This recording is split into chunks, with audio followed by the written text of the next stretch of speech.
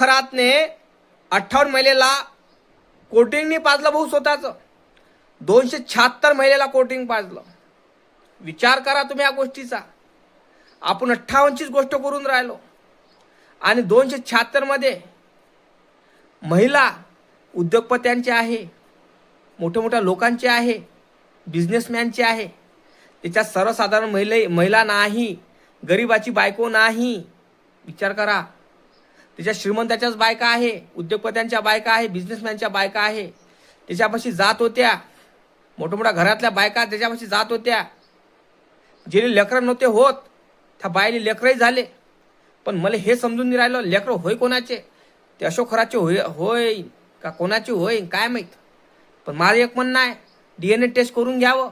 जेले जेले लेकरं नव्हते होत आणि अशोक खरातपाशी गेले असन तर त्यांनी DNA टेस्ट करून घ्यावं, तुमचं होय की दुसऱ्याचं होय.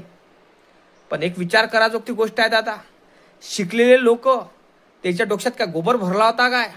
टेबल टेनिस खेळले तिथं जाऊन, या हरामखोराने तिथं व्हिडिओ शूट केले आणि पुऱ्या महाराष्ट्रात काय पुऱ्या भारतात थू होऊन राहिली आपल्या महाराष्ट्राची. विचार करा.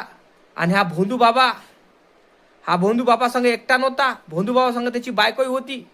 त्याची बायकोही त्यानं बायकोनेच साथ दिला म्हटलं. तिची बायको हरामखोर आहे. तिच्यावर नार्कोटेस्ट झाली पाहिजे. ते लापता आहे. पयालीमध्ये कुठे गेली काय गेली. नाशिक पोलिसांचं लय आभार मानतो मी की त्यांनी ह्या अशोक खरात आणि तिच्या बायकोला अटक करण्याची संधी भेटली त्यांना. आणि असे हरामखोर भोंदू बाबा त्यांना अशी अटक झालीच पाहिजे की महिलावर अत्याचार करून राहिले. तुम्हाला काय वाटते का हा भोंदू बाबाला सजा मिळणार काय? कारण त्या भोंदू बाबापाशी